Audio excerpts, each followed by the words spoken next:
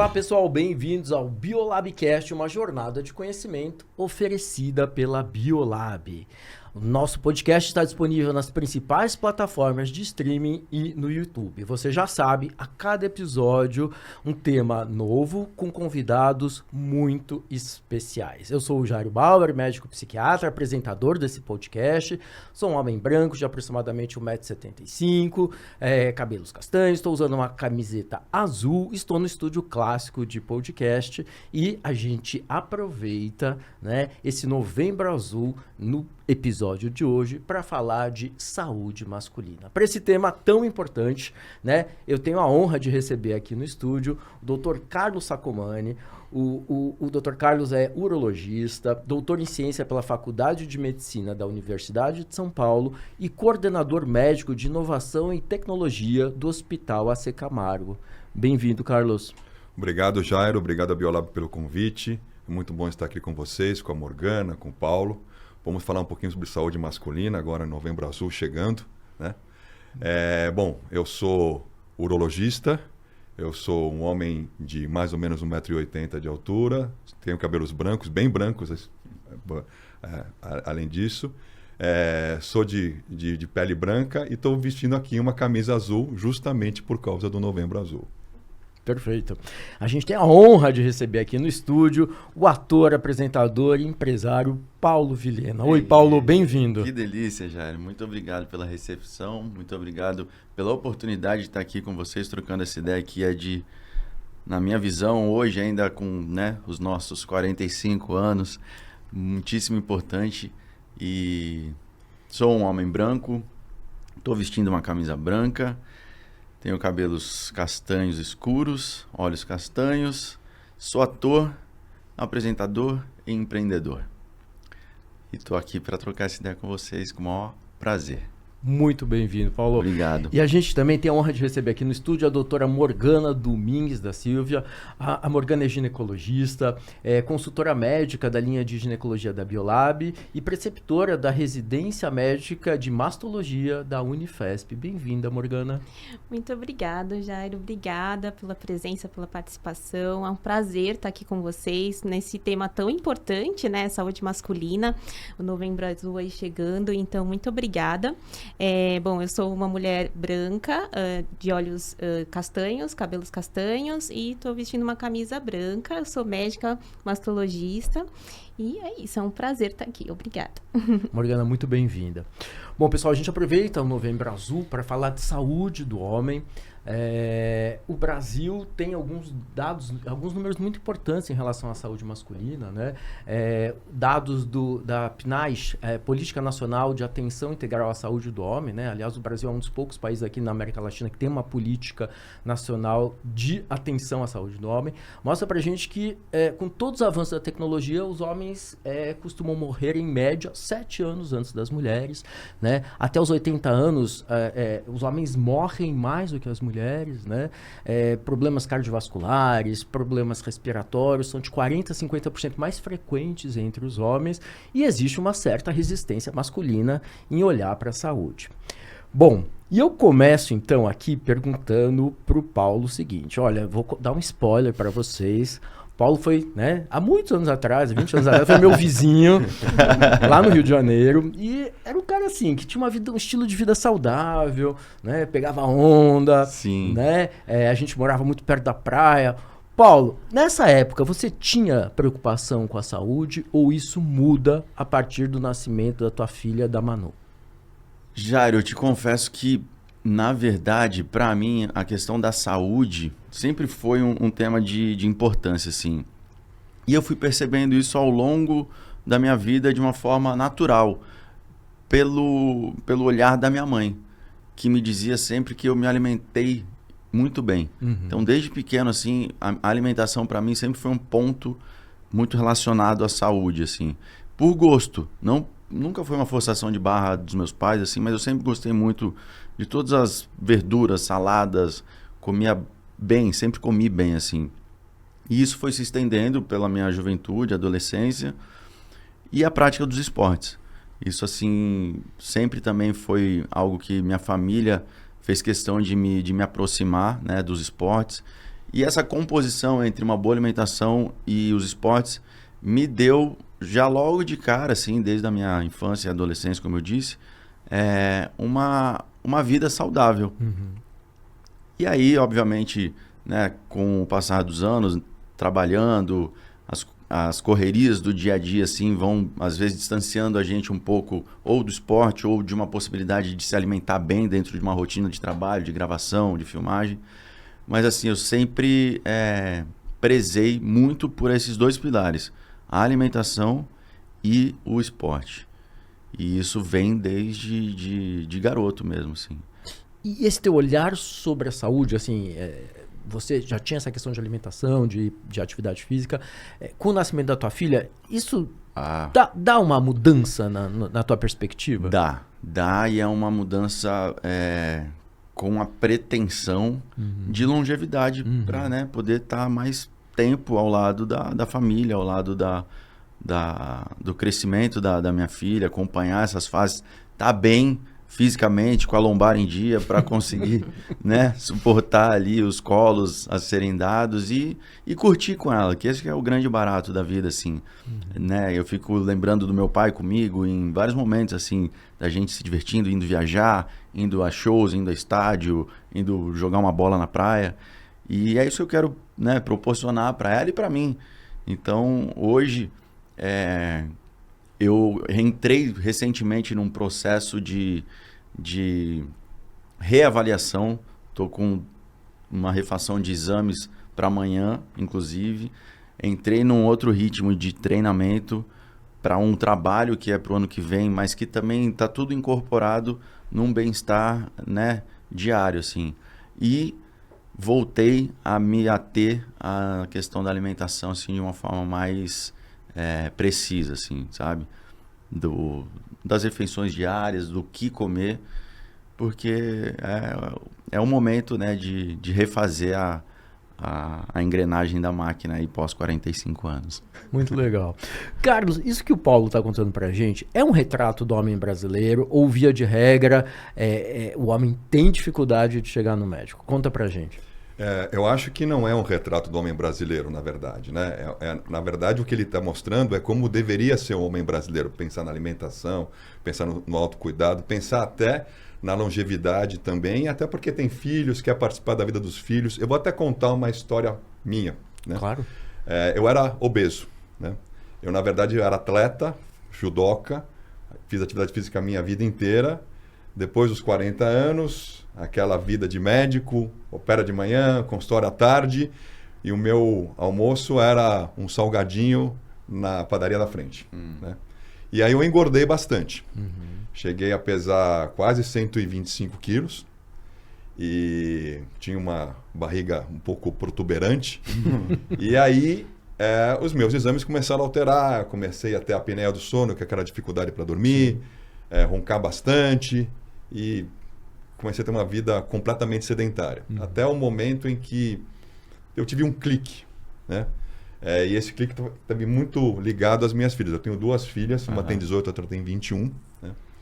E isso há 8 anos atrás, há 6 anos atrás, em 2018, eu acabei falando, eu quero participar da vida delas. Sim. Eu não quero ser o pai que elas têm que se preocupar porque ele tem uma série de problemas de saúde. Eu quero ser o pai que participa. Se elas tiverem netos, eu quero participar da vida dos meus netos.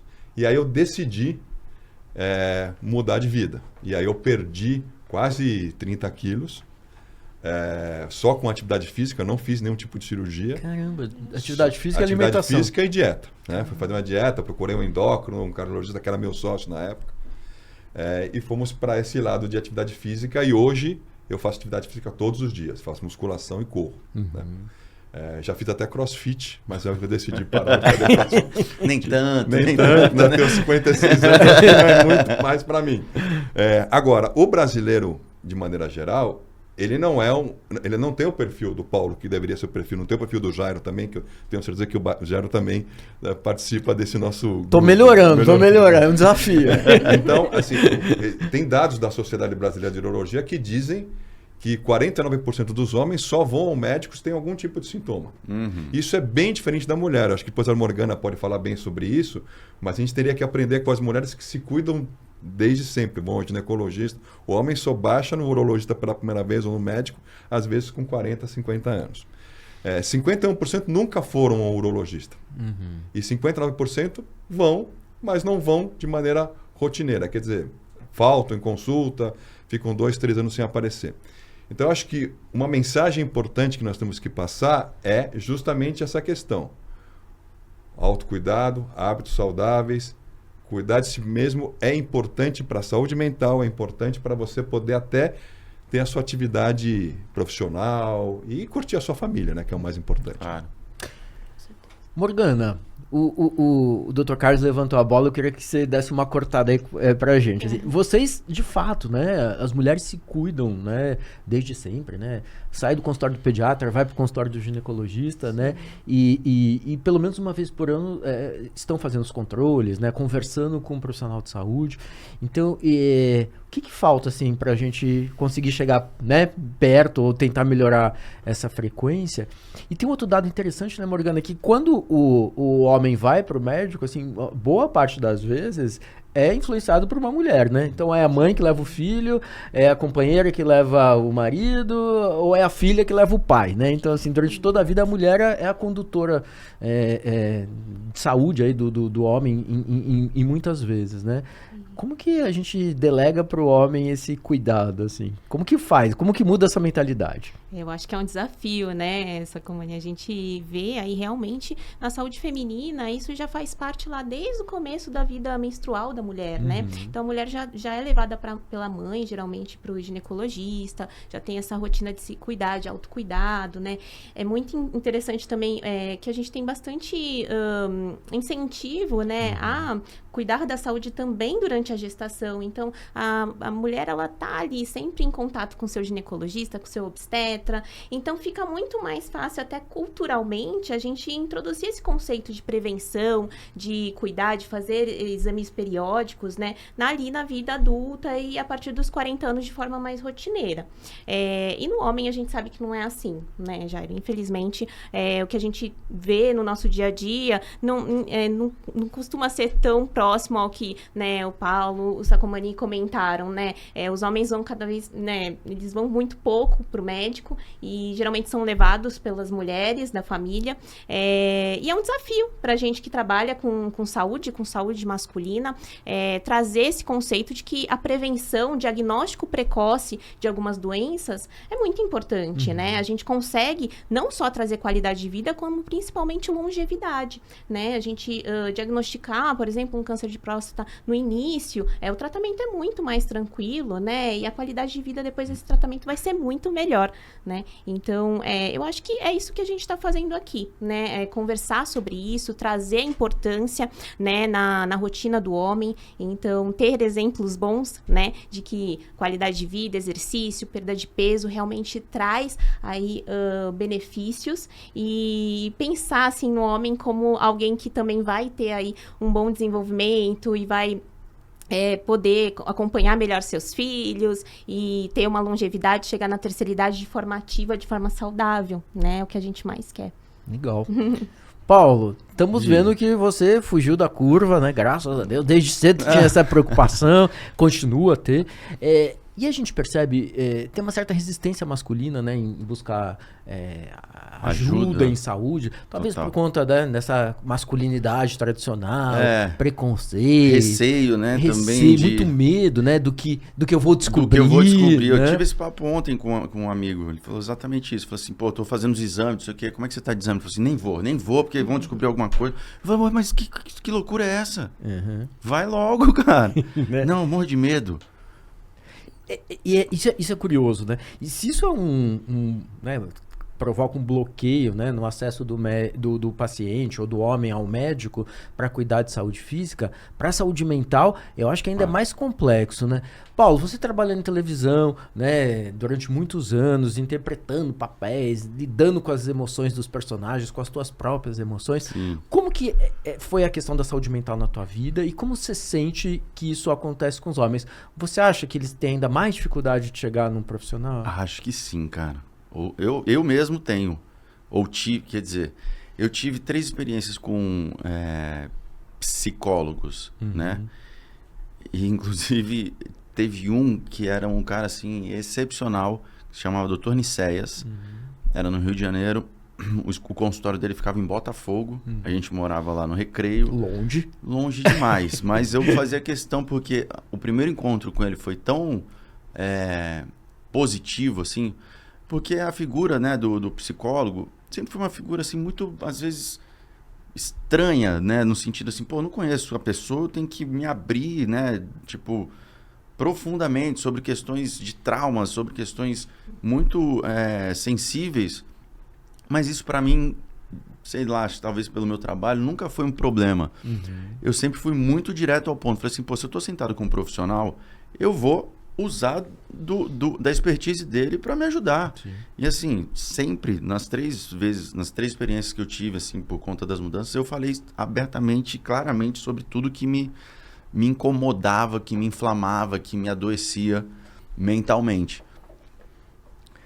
E na 3ª consulta que eu tive com o Dr. Nicéias, que foi para mim a grande figura, assim, dessa pequena passagem pela psicologia, ele faleceu. E aquela figura, ele era um senhor, assim, super... Sabe aquela figura quase que paternal, assim, sabe? Era uma pessoa me passava muita segurança. Ele puxava pontos, assim, muito específicos. E de alguma forma eu tive ali com ele essas 3, 4 sessões muito intensas, assim, e eu me senti muito bem, muito livre de traumas que eu tinha, de situações que eram difíceis de serem digeridas ou decantadas, assim. Mas as outras experiências eu não consegui ter essa mesma ligação e me afastei. Não digo que, poxa, não teria uma outra possibilidade. Até eu converso com a minha mãe, sempre fala muito sobre isso. A minha mulher também. Mas entre o cuidado físico e o cuidado mental, com certeza o homem está mais distante ainda do cuidado mental. Saúde mental. Porque o físico, ainda o cara fala assim, pô, acontece alguma coisa, não, vou me cuidar. Pô, jogo uma bola. Não, de vez em quando eu jogo um tênis, pego uma onda. Ainda tem essa, vamos dizer, ordinariedade, assim, de um esporte, de alguma coisa que, vou fazer uma dieta. Mas sentar frente a frente com um profissional da psicanálise ou da psicologia, eu acho que é um tabu muito maior para o homem do que uma questão física, de saúde do corpo, né? Carlos, você atende homens e mulheres no consultório, né? Como urologista. Você percebe essa resistência masculina? Você consegue sensibilizar? Se você percebe, por exemplo, que o indivíduo tá mais vulnerável ou está numa fase mais complicada, até em função de algum diagnóstico ou de algum sintoma, você consegue sensibilizar esse homem ou você acha que essa resistência é muito grande, assim, difícil de trabalhar ainda hoje? Eu acho que está mudando, né? Está mudando. Você vê que os homens hoje estão mais abertos primeiro ao autocuidado e acho que até ao cuidado de saúde mental, né? Eu faço terapia, por exemplo, né? Já faz alguns anos, levo para terapia algumas questões minhas. Eu acho que é importante. Lá atrás eu achava que terapia, que eu vou fazer terapia, ninguém me conhece melhor do que eu mesmo. Hoje, na verdade, com certeza, isso melhora a minha vida no dia a dia. Mas o que eu vejo? Algumas coisas são bem interessantes. Primeiro, a quantidade de homens que chegam no consultório trazidas pelas mulheres é muito grande. Ou eu escuto muito aquela frase, eu vim aqui porque minha filha pediu para eu vir aqui. Nem sei o que eu estou fazendo aqui. Eu vim aqui porque a minha mulher falou que eu tenho que fazer os meus exames. Isso é bem frequente. Mas eu também vejo homens que chegam porque eles estão preocupados em manter longevidade. Né? Agora, quando você começa a entrar na questão de saúde mental, porque às vezes você percebe, por exemplo, é muito comum você pegar homens com disfunção sexual, disfunção erétil, impotência sexual, e aí você na conversa descobre que o problema não é orgânico, não é hormonal, o problema é psicológico, ele está passando por uma fase difícil na empresa, né? Ele está com algumas dificuldades financeiras, ele está com uma preocupação em alguma coisa, E isso afeta a sua sexualidade, tanto a libido como a função erétil, a potência sexual. E aí você começa a abordar e fala, olha, eu acho que aqui no meu consultório, nós vamos fazer algumas coisas para afastar a questão orgânica, mas eu acho que o seu problema, eu preciso da ajuda de um psicoterapeuta, de um terapeuta, né? E em alguns casos, um psiquiatra. Para trabalhar em conjunto. Para trabalhar em conjunto. E aí você vê uma certa resistência. Mas eu preciso... Aí eu tenho que conversar, explicar, mostrar o que pode fazer de bem para ele, né? E começar a abordar um pouco de saúde mental, né? Então, em outras situações também, o paciente passando por um câncer de próstata, por exemplo. Ele tem lá os seus 60 anos, passando por um câncer de próstata. Ele é a força da família, no sentido financeiro, por exemplo. Aí ele vai ter que encarar um tratamento, ao mesmo tempo se preocupar com as questões de casa, né? Será que não é melhor ele ter um acompanhamento de um terapeuta com ele? Será que não é melhor cuidar da saúde mental? Será que esse momento de dificuldade por qual ele vai passar, esse apoio não vai ajudá-lo, né? Então, eu acho que temos que trabalhar isso, e eu até acho que nós, como médicos, fazemos isso pouco. Temos que fazer mais, né? Estimular aquela velha frase que todo mundo conhece, né? Corpo são em mente sã, né? Que os nossos avós falavam e que eu acho que hoje nós temos que resgatar. Morgana, aproveitando mais um gancho do Carlos aí, né, dessa questão da relação muito importante que a gente tem entre saúde mental e sexualidade, né? A gente sabe que as mulheres falam mais sobre aquilo que elas estão sentindo e as dificuldades que elas estão eventualmente enfrentando, né? No consultório, né, atendendo as tuas pacientes, às vezes chegam queixas delas em relação, né, à saúde mental ou à sexualidade dos companheiros, ou dos filhos, ou dos pais. Como você consegue, de alguma forma, tentar ajudá-las, né, a facilitar esse acesso do parceiro, ou, por exemplo, a um profissional de saúde? Porque, assim, via de regra, as mulheres conversam mais, né? Elas lidam melhor com a questão das emoções. Nós, homens, assim, em geral, assim, o silêncio é a nossa primeira resposta, né? É o medo, é não falar, dificilmente compartilhar com a... tô tendo uma dificuldade de ereção. Você não conversa com o teu amigo sobre isso, né? As mulheres estão tendo uma dificuldade na esfera sexual, muitas vezes elas falam sobre aquilo que elas estão sentindo. Como que você consegue mexer um pouquinho nesse quebra-cabeça ali no teu dia a dia? Nossa, Jairo, essa é uma questão muito interessante, assim, no dia a dia, as pacientes, né, as mulheres, elas têm trazido cada vez mais essa questão da sexualidade, porque também era um tabu para as mulheres, né? Então, hoje em dia, a gente consegue falar mais livremente sobre esse assunto, abordar, né, ativamente, e é algo que a gente tem conseguido acompanhar cada vez mais. A gente também tem mais recursos, né, para ajudar essa paciente. E, sim, é muito comum essa paciente acabar trazendo contexto ali, situações com o parceiro, né? E o ginecologista, ele acaba sendo aquele clínico da mulher, né, que acompanha a mulher na jornada aí da vida, e então quase como um confidente às vezes, né? Então a gente acaba também abordando de forma indireta as questões de sexualidade do homem, né? Principalmente orientando, né? Se a gente identifica aí algum padrão de risco para alguma patologia, alguma doença, a gente orienta, olha, é legal você falar com o seu marido, com o seu parceiro, procurar um médico, né, para ser avaliado, e isso geralmente é bastante efetivo, sabe? E também traz uma saúde, né, uma melhora de saúde para o casal, com certeza, né, porque sexualidade, né, relacionamento é uma via de mão dupla, né, então a gente tem que ter os dois ali saudáveis para uma boa qualidade de vida. Então, é super importante isso, a gente costuma abordar assim, né? E no final das contas, ainda é assim, né? Culturalmente, a mulher acaba levando, acaba se preocupando, identificando também, às vezes, algumas alterações que o homem nem percebe, né? Então, o papel da mulher aí na saúde do homem é muito importante mesmo. E é legal isso que você falou, né, Morgana? Quer dizer, a saúde mental impacta a sexualidade, mas a sexualidade também impacta a saúde mental, né? Se eu tô tendo uma dificuldade de ereção, ou ejaculação precoce e tal, isso tá se cronificando, eu fico com muito medo do que pode acontecer, eu crio essa ansiedade de performance, isso também, né, impacta na saúde mental e muitas vezes na questão da saúde integral, saúde física. Sim. Agora, nesse momento, eu queria passar a bola para o Paulinho e perguntar, Paulinho, estamos com 2 mega especialistas aqui. Tem alguma dúvida que você quer tirar com eles? Tem alguma curiosidade em relação à saúde mental, saúde física, prevenção, sexualidade, enfim, qualquer questão? Ah, são muitas. Difícil vai se organizar aqui para fazer as perguntas, assim. Mas eu vou falar sobre um caso, enfim, que é o que eu vivo, né, na minha família. Meu tio, ele teve um câncer, né, de próstata. E ele tratou, se curou, né, se livrou do câncer. E aí, a pergunta que eu gostaria de fazer, até para esclarecer, né, também ao público, assim, eu, quando soube do problema do meu tio, por ser, né, geneticamente parte da mesma família, e entendendo que esses genes, né, eles podem ser, né, para mim, quanto para o meu irmão, quanto eu fui buscar uma orientação. E essa orientação é, olha, a partir dos 40 anos é uma idade que você deve começar a fazer os exames.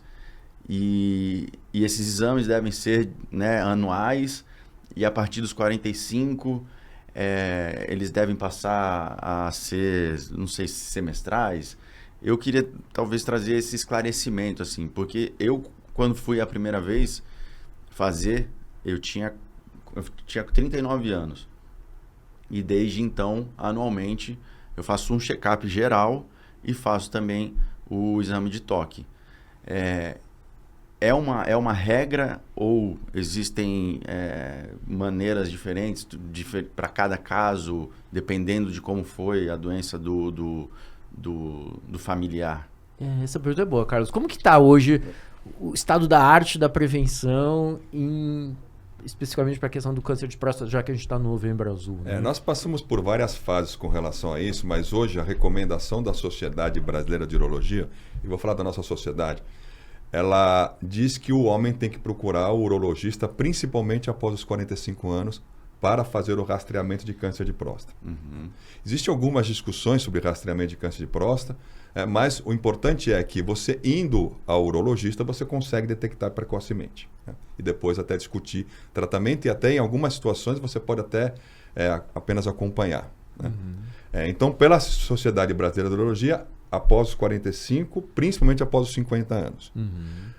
Quando o paciente é afrodescendente, ou quando ele tem um parente de primeiro grau com câncer de próstata, aí o recomendado é que ele possa fazer até antes.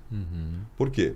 Porque existe uma chance maior de ter câncer de próstata. Quanto mais próximo o parente, maior a chance de ter câncer de próstata. Os afrodescendentes, eles têm algumas questões genéticas que acabam tendo mais chance de ter um câncer de próstata avançado.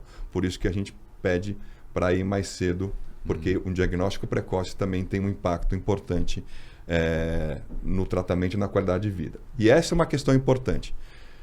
Câncer de próstata tem tratamento. Isso é uma coisa que nós temos que aprender hoje. Câncer tem tratamento. Né? No passado, nós não tratávamos tantos cânceres como nós tratamos agora. E o de próstata é um que tem tratamento efetivo, em que a grande maioria dos pacientes fica curada ou fica com o câncer totalmente controlado. Então, por isso que é importante fazer essa investigação precoce, como fez o Paulo. O Paulo está de parabéns. Aliás, eu vou bater palmas para o Paulo, porque o Paulo é um exemplo, né? Hábito saudável, atividade física, preocupado com longevidade e fez os exames porque o tio dele teve câncer de próstata. Então, é isso. Então, essa é a recomendação que nós temos que fazer. Né? Como fazer o rastreamento? Tradicionalmente, é o exame de sangue, que é o PSA, e o toque retal. Né? Que hoje o toque retal, às vezes, em algumas situações, nós podemos fazer a cada 2 anos. E a frequência é 1 vez por ano. Pode chegar a 6 meses, dependendo dessa hereditariedade e dependendo dos valores dos exames, que eventualmente você quer ter uma avaliação um pouco mais precisa, próxima. Né?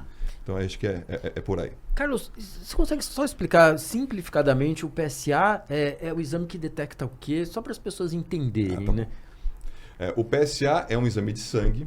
O PSA ele é produzido pela próstata E há muitos anos atrás nós já descobrimos que o PSA aumentado está relacionado a uma maior chance de câncer de próstata. Isso é importante. PSA não faz diagnóstico de câncer de próstata. Indica, né? Ele indica a possibilidade de. Então é mais ou menos assim. Se o paciente tiver menos que 2,5 de PSA, a chance é 1 a 5%. Mas se ele tiver 2,5 a 4, já sobe para 20%, 4 a 10 vai para 30% e maior do que 10 pode chegar a 50%, 60%. Então, essas faixas, elas acabam levando você a uma investigação mais profunda. Aí temos hoje outros recursos, ressonância, biópsia, e eu acho que não é o local aqui da gente falar sobre essa investigação mais profunda.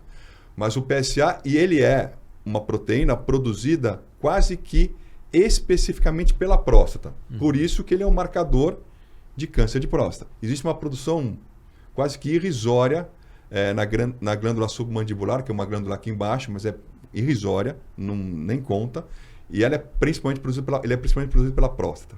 Então, daí a importância de fazer o PSA. E o toque, por quê?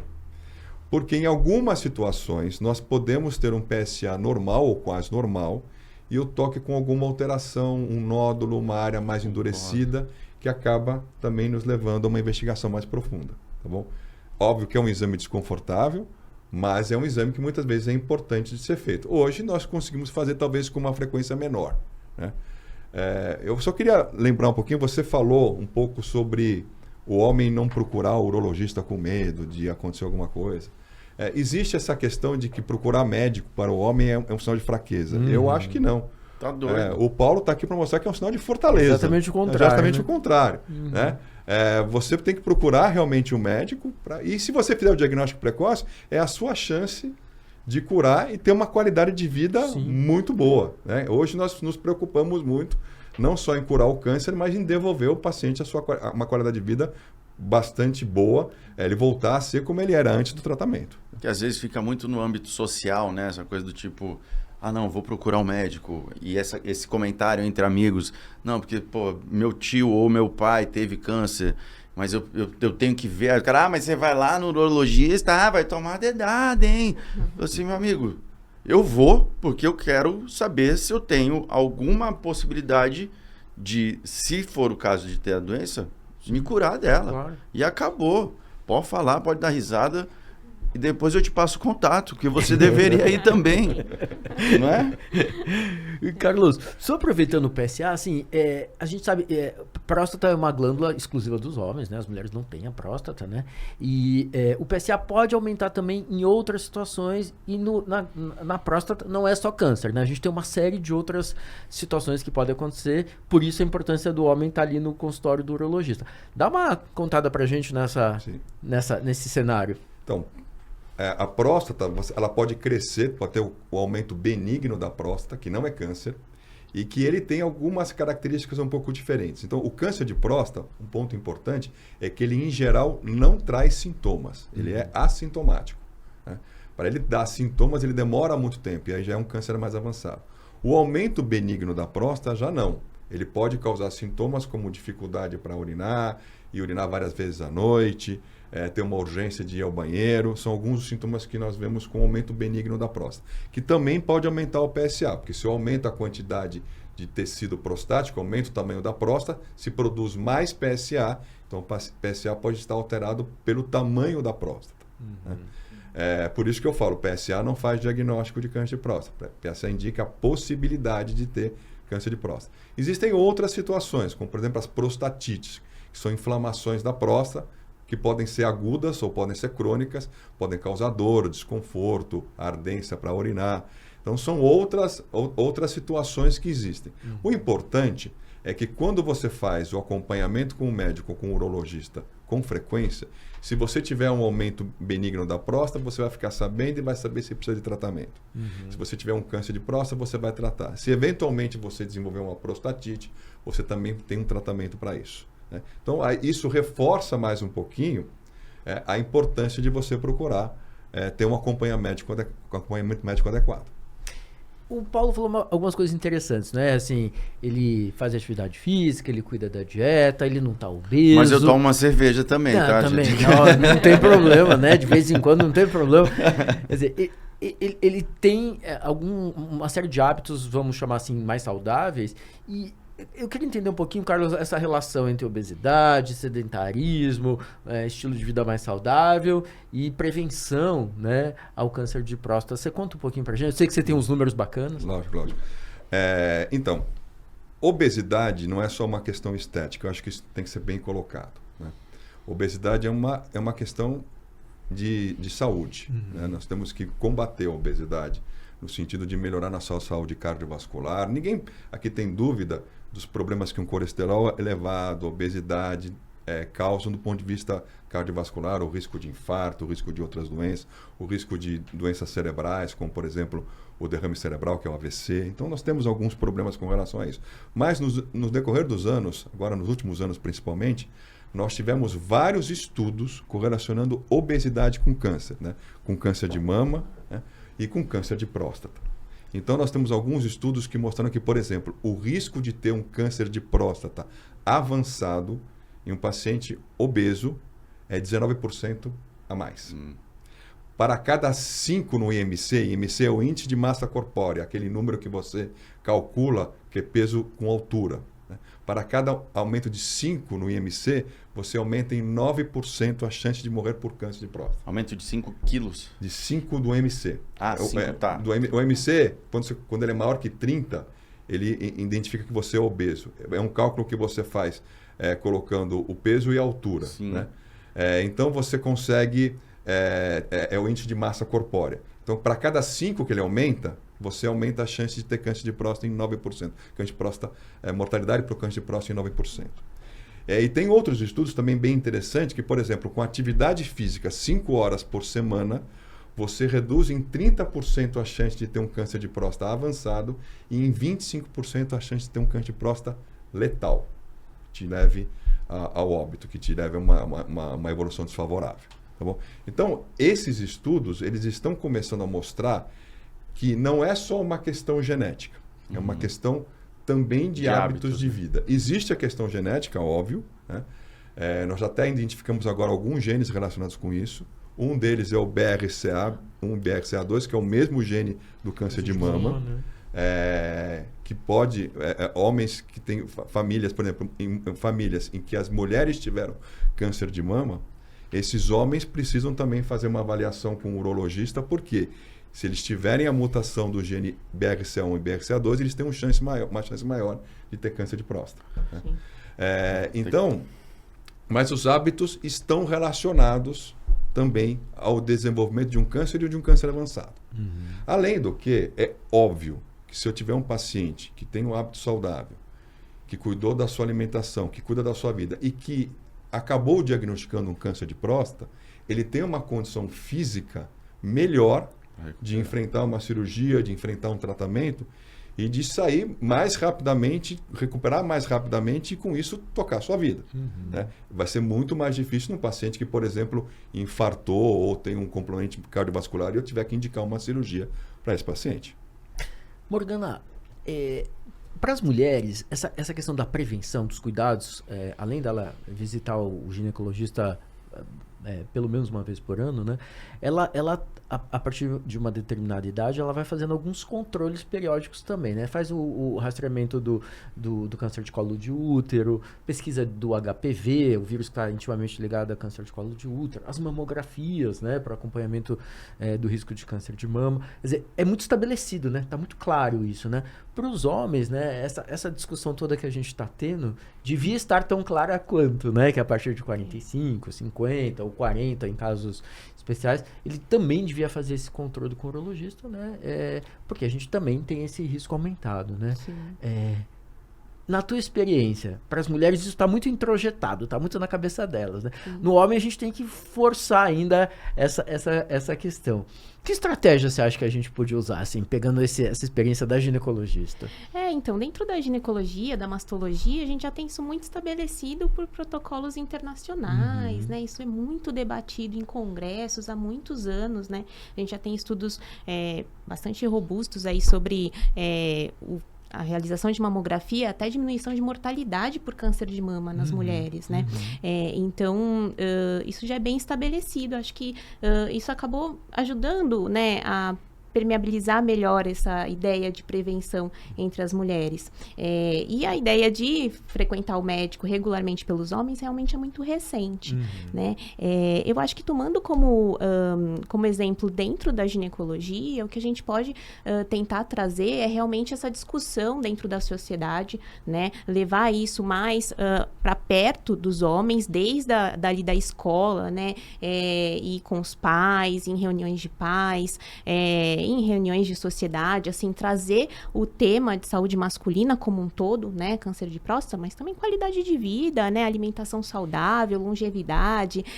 Eu acho que também é muito importante a gente tentar impactar também os grupos mais idosos, né? Terceira idade, porque é uma outra geração, uma geração que não teve e muitas vezes ainda não tem acesso à informação que a gente tem hoje, da importância, por exemplo, de realizar atividade física regular, né? Na diminuição de risco de câncer, de uma forma geral, né? Câncer de mama também, hoje em dia, é super impactado, né? Por atividade física. Então, eu acho que tentar trazer para a sociedade isso, né? E também trazer para os médicos, não só urologistas, mas também trazer esse debate para outros médicos, né? Os clínicos, cardiologistas, os próprios ginecologistas, como eu falei, né? Nossa, recebo muita mulher que fala, nossa, meu marido não se cuida, eu tô preocupada com tal aspecto, né? Que tá acontecendo, será que é uma doença?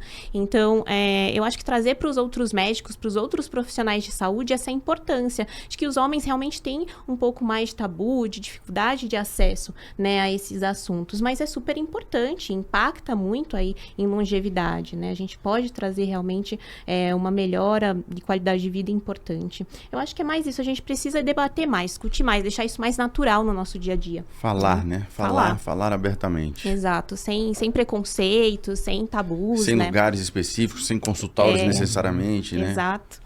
E talvez em casa também, né? As mães talvez tenham um acesso para falar sobre saúde, prevenção com as filhas que talvez seja maior do que elas têm com os filhos, né? Assim, se esse trabalho começasse em casa, talvez a gente já fosse conseguindo mudar mentalidades.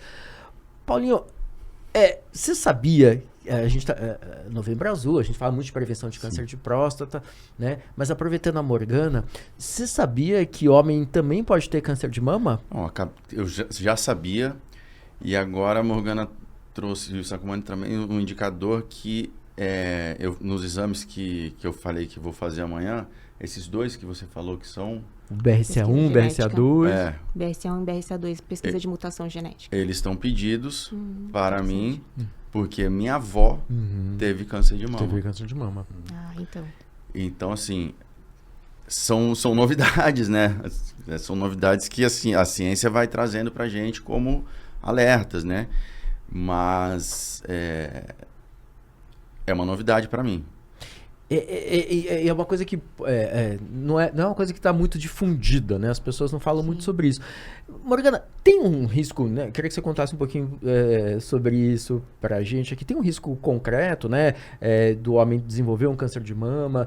Se sim, tem algum homem que está sob maior risco? Talvez a questão da obesidade, sedentarismo, casos na família. E que controles esse homem deveria fazer? Pois é, Jairo. Existe câncer de mama em homens, né? Muito menos comum, mas existe. Cerca de 1% dos cânceres são em homens de mama.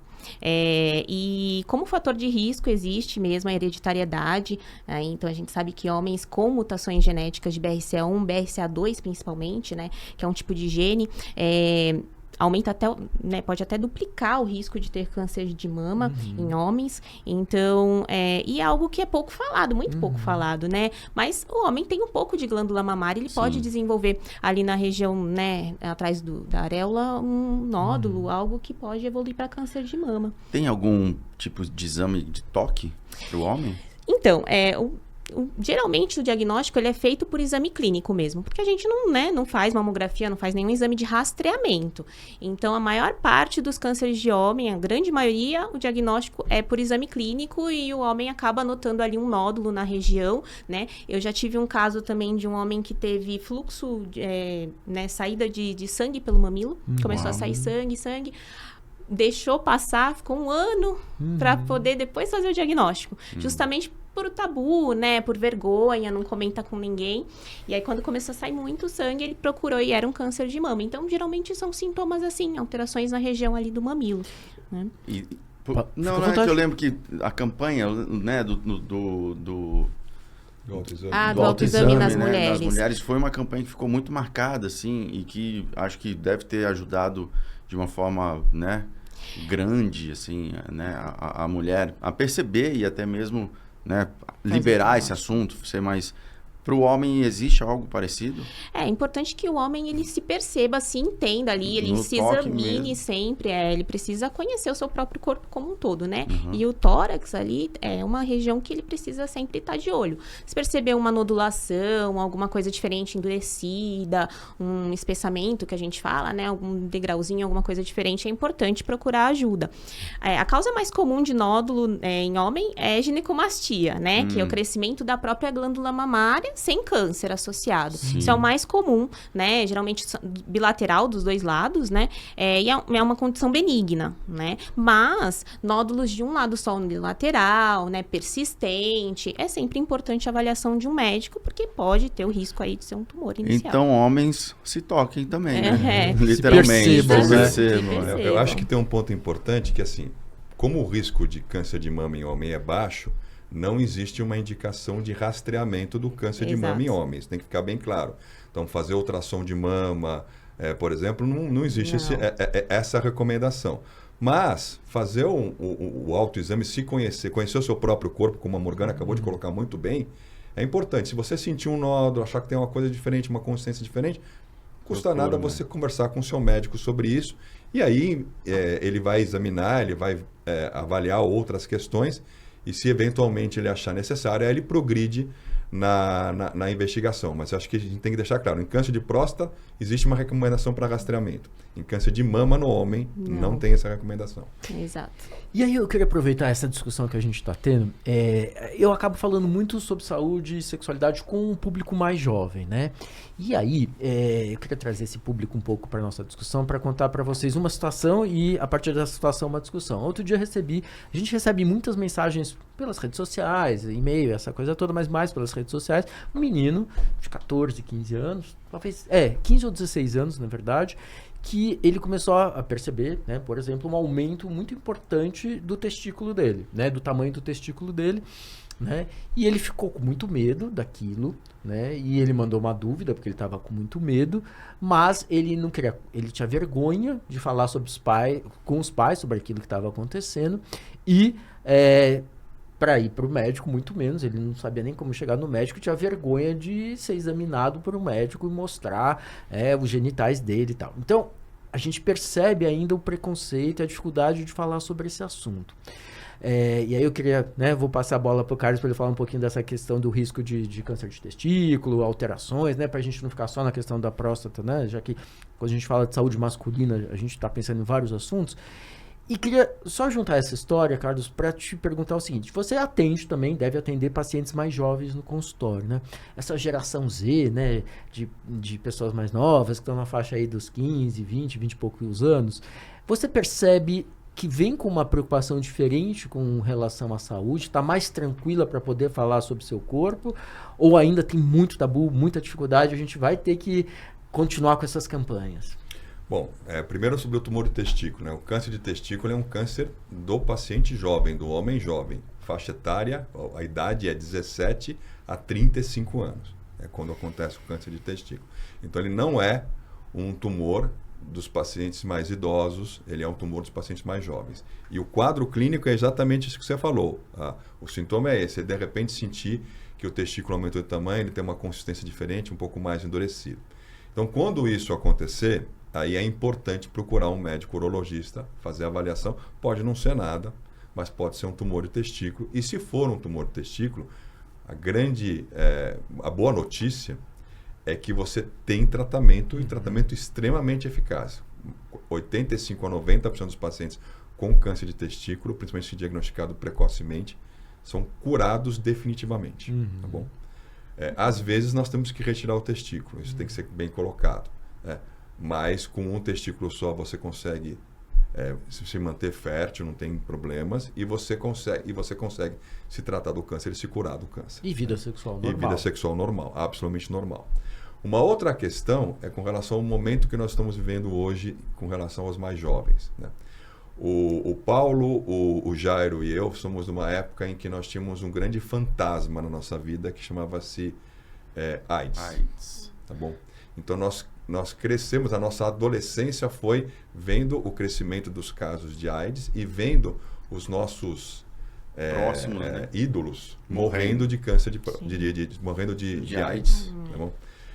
E aí, isso fez com que a nossa geração tivesse uma preocupação muito grande em se prevenir contra doenças sexualmente transmissíveis, principalmente porque nós tínhamos medo de morrer por AIDS. Né? Eu lembro muito bem, assim, na nossa época é que nós vimos as drogas de tratamento para AIDS aparecerem. Né? O que aconteceu hoje mudou totalmente o perfil. A AIDS é um problema que tem que ser combatido, obviamente, né? Mas existe um tratamento hoje que a deixou mais crônica, e ela saiu da capa das revistas, vamos dizer assim, né? Não preciso falar, mas teve capas de revistas bastante icônicas sobre isso. E aí o que acabou acontecendo? Nós tivemos um aumento do número de DST nas últimas gerações, principalmente sífilis. Pela falta do uso do preservativo. Pela falta do uso do preservativo, pela falta desse cuidado. Tá bom? Então, isso nós precisamos resgatar. E as conversas têm que ser francas com os filhos com relação a isso. Né? Então, esse é um ponto importante a ser colocado, que é o retorno disso. E com relação a procurar o urologista, eu ainda vejo que os meninos, vamos dizer assim, os rapazes, os jovens, eles ainda procuram com mais dificuldade. Né? É muito comum eu receber uma mulher jovem com infecção urinária no meu consultório. É muito difícil eu receber um homem com DST ou até um rapaz jovem que tem ejaculação precoce, que tem alguns episódios de disfunção erétil. Em geral, nessa faixa etária é de origem psicogênica, mas ele não procura, tem medo. Tem vergonha de falar. E quando chega totalmente preocupado, falando devagar. E às vezes você que vai fazendo um trabalho psicológico, né? E aí você consegue tirar a informação. Tá bom? Então ainda é um problema a chegada do homem jovem ao urologista. Eu não vejo isso como resolvido. Eu vejo isso ainda como algo que nós temos que mudar. É cultural. Né? E talvez a função nossa de pais e mães seja justamente estimular os filhos a terem essas conversas. Adiantar, né, esses assuntos, né? Adiantar esses assuntos. Essa comunicação. E é curioso, né? Porque os meninos, assim, dessa geração Z, eles estão muito mais preocupados com a questão da aparência deles. Sim. Então, E com o celular, né? E com o celular. Então, eles procuram muito o profissional da saúde para questões de aparência, né? Então, é muito cedo eles vão para o dermatologista, acne, cabelo... Até procedimentos estéticos, muito cedo, né? E aí, talvez pegar uma carona nisso, né, para poder ampliar essa discussão para a questão da saúde é um desafio mesmo, né? Eu acho uma coisa muito importante. Carlos, eu sei que uma das tuas especialidades, uma coisa que se fala muito pouco entre os homens, é a questão da bexiga hiperativa. Conta pra gente um pouquinho o que é essa bexiga hiperativa, em quem aparece, com que idade, aparece só em homem. Conta um pouquinho essa história pra gente. O nome, desculpa, é divertido, né? Eu já vejo uma bexiga assim, tipo... Pulando, né? Galera! Mas é mais ou menos isso, Paulo. Ela tá pulando. Né? Ela não tá tranquila. Então, bexiga hiperativa é um conceito de que são aqueles pacientes, homens ou mulheres, que vão com frequência ao banheiro ou com urgência para ir ao banheiro. O que é urgência para ir ao banheiro? Eu tenho vontade de urinar, eu paro o que eu estou fazendo, e aí, obviamente, esse eu paro o que eu estou fazendo depende da intensidade dessa urgência e tem que ir ao banheiro. Né? Eu vou ao teatro e eu fico pensando onde tem um banheiro perto, porque se eu tiver que ir ao banheiro, eu tenho medo de chegar e perder a urina no caminho. Isso é bexiga hiperativa, isso é urgência miccional. Então, são homens ou mulheres que têm frequência para urinar, urinam várias vezes durante o dia e a noite, e quando tem vontade tem que ir rapidamente ao banheiro, né? Porque senão podem até perder no caminho. Né? A bexiga hiperativa, ela ocorre tanto nos homens como nas mulheres, um pouco mais em mulheres do que em homens, mas ocorre em ambos os sexos. E ela piora com a idade. Então, quando você tem mais que 75, 80 anos, a chance de um homem ou de uma mulher ter uma bexiga hiperativa supera os 25%. Então, ela é uma doença do envelhecimento também. Por quê? Porque algumas alterações ocorrem na bexiga para levar à bexiga hiperativa. Algumas alterações estruturais da bexiga ocorrem para levar à bexiga hiperativa. Tá bom? Então, aquela questão que você escuta falar, minha avó de 80 anos, agora ela usa fralda, pode ser uma bexiga hiperativa. E o que nós temos que considerar é que incontinência urinária não é normal em nenhuma idade. Existe tratamento. Esse é um ponto importante. Então, ninguém precisa ficar incontinente usando fralda. Ele pode ser tratado. Existem formas de tratar isso. Esse é um ponto também que nós temos que considerar. Então, a bexiga hiperativa é isso que você falou, na verdade, Paulo. É uma bexiga que, em vez dela ficar durante a fase de enchimento dela, tranquila, concentrada em reter o líquido, em reter a urina,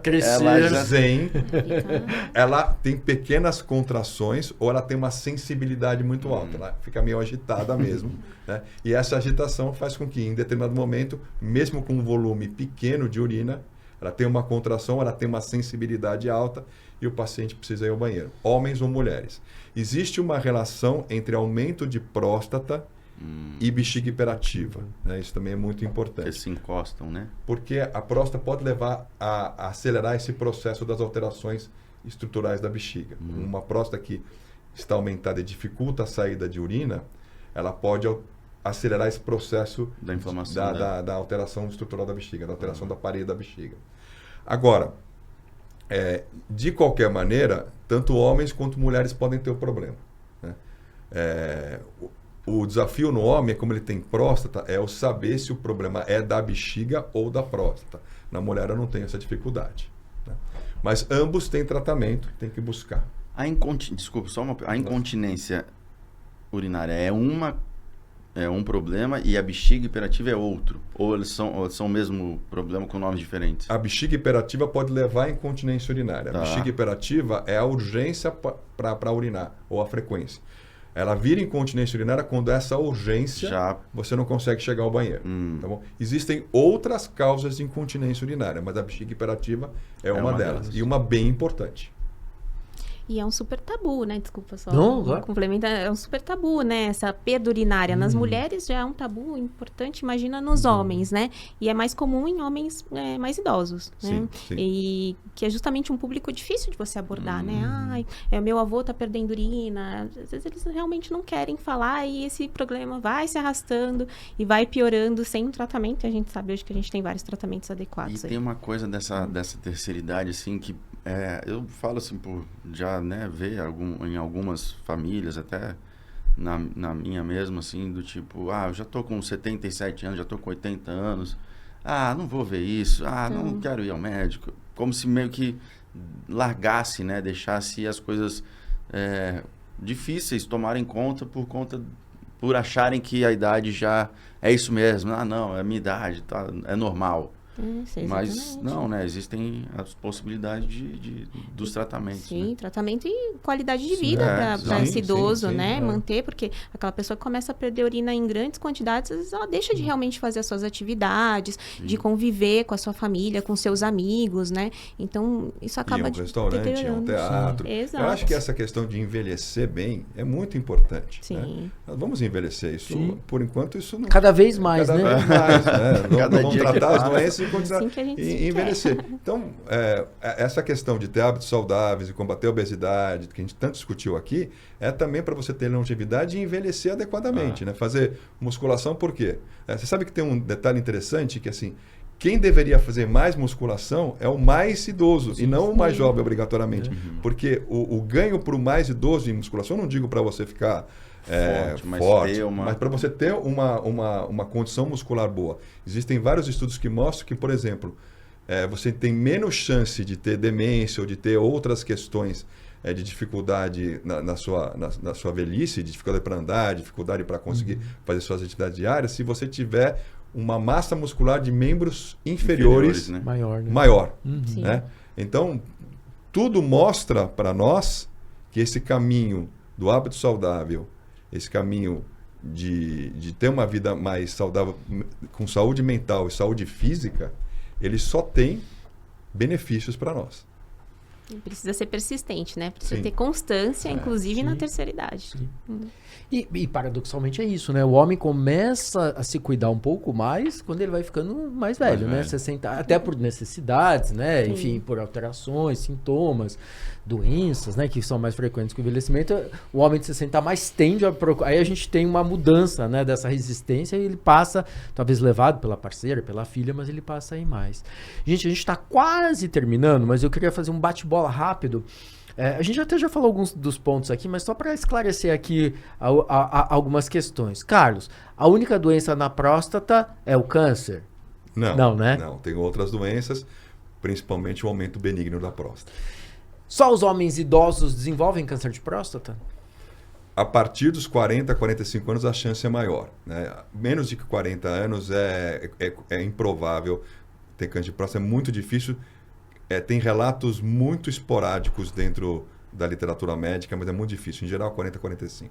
Uma para Morgana, rapidinho. Homens vivem menos que as mulheres, né, Morgana? Em média. Sim, infelizmente. Mas a gente tende aí a incentivar mesmo a procura do médico, a qualidade de vida, para que a gente atinja uma melhor longevidade. Todo e qualquer homem pode ter uma disfunção erétil? Todo e qualquer homem pode ter disfunção erétil, ela pode ser transitória, ela pode estar relacionada ao momento que aquela pessoa tem e até às vezes até a conexão com a parceira ou com o parceiro. Você pode ter disfunção erétil em qualquer momento da sua vida. O importante é que quando essa disfunção erétil for persistente, aí talvez seja um problema que você vai precisar tratar. Duas últimas rapidinhas. Homens também podem ter câncer de mama? Sim. Podem. Falamos. O homem precisa se preocupar somente com a próstata? Não, o homem precisa se preocupar com ele como um todo. Muito legal. Paulo, minutos para sua última dúvida, tem alguma? Ai. Não, acho que foi bem esclarecedora a conversa. Enfim, a minha mulher a gente teve bebê agora, recente, há 1 ano e pouco, e eu tenho uma questão sobre pílulas. Sim.